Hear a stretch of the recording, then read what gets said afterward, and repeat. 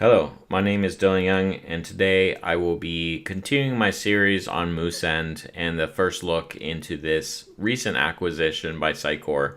In my last video, I talked about the initial setup. We looked at a custom domain setup for landing pages, and then we also looked at configuring custom senders to send emails from our account. Today, we're going to look at the mailing list, and we're going to look at the capabilities, some of the features, some of the ways to manage and maintain the actual accounts inside your mailing list, and just look at how you can add users to that and kind of just a basic look at that. If you haven't done so already, please subscribe to this channel. If you do that, you'll get the first notifications when I release a new video on Moosend or other topics related to Sitecore. To get started today, we're gonna open up our browser. So every time we talk about Moosend, we're just gonna kind of start it the same way. We're gonna go to, in this case, we can just go to moosend.com.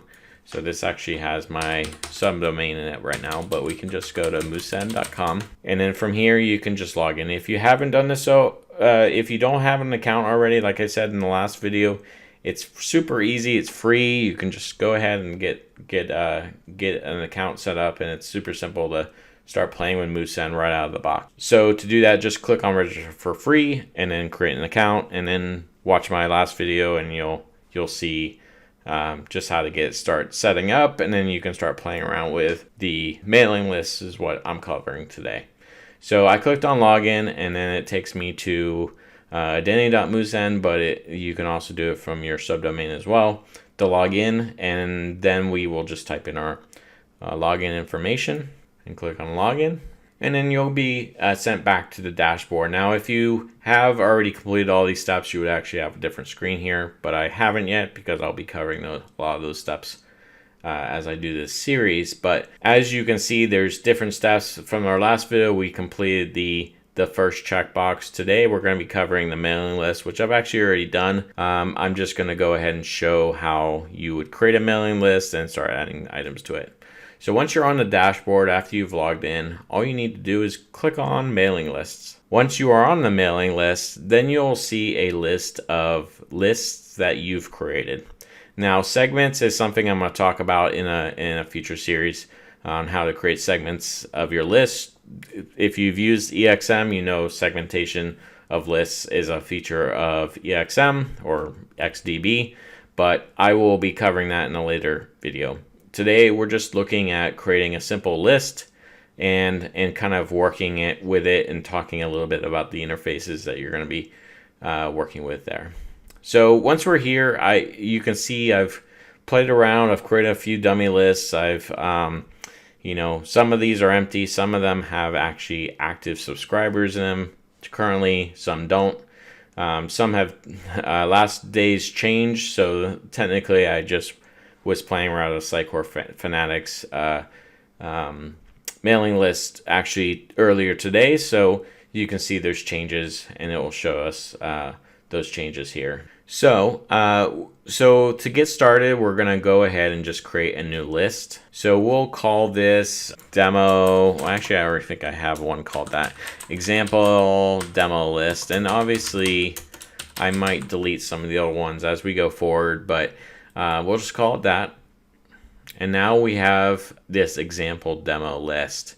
And currently, it does not contain any members. And members is essentially users or recipients or whatever, however you want to designate those types of people that are in your mailing list. Inside this mailing list, there's a couple of settings and options here on the left-hand side. There's a dashboard. Right now, it doesn't show anything because we don't have any users or members inside our mailing list. There's the members, which is the page we were just on. There's batch actions, which I'll talk about later. There's settings. There's kind of two key settings here. This is your unsubscribe settings that you can specify. You can actually specify redirect page URL after somebody unsubscribes. Then there's also some opt-in settings. So if you don't know much about opt-in, there's different things. There's double opt-ins. There's single opt-ins. These are important for if you enroll somebody in your mailing list and they haven't verified via email. That's typically a single opt-in. So you just add user to an email address, or you just add somebody to your mailing list, and that's a single opt-in. Usually that can be problematic because you haven't verified that they want to be on that mailing list. So there's a higher likelihood that there could be bad emails in your list. So typically I like to see a double opt-in strategy for emails, and we'll talk probably more about this in the future.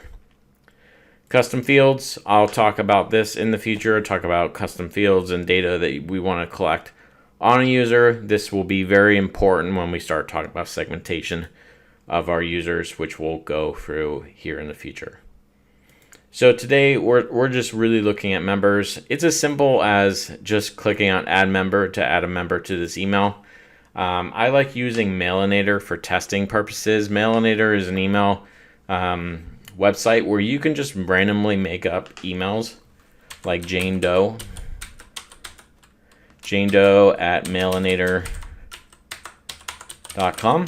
And so we can have Jane Doe, and we're not going to list a phone number for Jane Doe. And then there's also this subscriptions consent. So do we have consent to add them to this emailing list? Obviously, we really should, when we're adding somebody to a new mailing list, have their consent to do so, but this is kind of a box to verify that. So we'll create member. And now you see, and we'll talk a little bit more about some of the other data attributes that you can add to a user. Obviously right now we don't have a whole lot other than phone number, but this is the interface that you see once you have some members in your mailing list. And there's a lot of different kind of actions here. So there's a tab interface across the top. This will show all active, which will be anybody that's not unsubscribed, bounced, or archived. So if any emails in your mailing list get bounced, basically means, let's say you have a Gmail account and somebody's deleted that Gmail account. If you send to that Gmail account, then Google might return back a bounced message to Moosend, and in that case, we would show as a bounced email here, and that gives you an opportunity to kind of remove those bounced emails or undeliverable emails from your mailing list, which is a good idea because you really want a very high quality mailing list when you're sending emails. So other things here, you can always select the thing and take specific action. You can copy this member to other lists. You can change their status. You can trigger automation, which we'll cover in a future series. You can add them to a suppression list. So if you want to unsubscribe them from things or things like that, that's what a suppression list is, which, like I said, with lots of things so far, I will be talking about that in the future. Copy members to another list. I think I already said that one. And you can archive or delete it. So if you wanted to just remove this member, you could delete them all together, or you could archive them, and then you can still potentially use their information in the future for other things. You may want to add additional details about the user. So for example, we didn't include their phone number. We may want to do that. So this right here is a tagging feature. So if you wanted to give tags to this member, I don't know, female maybe, I don't know. So you could tag them as a female. So these are just different attributes that you can add to your users. Although I would say in a lot of cases, you might want to add some data attributes as fields to this, not necessarily as a tag, which would come back via segmentation, but you might want to actually have a custom field for some of these data types, so that way you're not tagging them specifically, you're adding that data specifically. You have the ability to view activity for that user. Unfortunately, at this point, we haven't done anything, and I'll probably be talking about this a little bit more once we get get to sending emails, we'll be showing some of the activity that's been happening for these accounts. We can filter this data. Obviously, this would filter by tag, so we could filter, if I can spell female, we could filter by the tags. So in this case, we are filtering by female. We already only have one user that is of that tag, so not that useful, but we could filter by names or by IDs.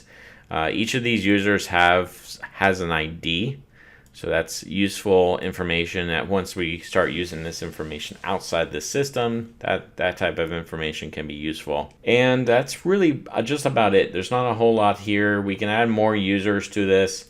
We can archive or delete, like I said. We can, and obviously, if you're looking to apply multiple actions, you can do that. I think I showed that before. You can add tags across multiple users if you wanted to. And that's pretty much it. And then obviously, we'll be getting into these bulk actions. If you want to delete a list or you wanted to export this data to CSV or export to Excel, we can do that.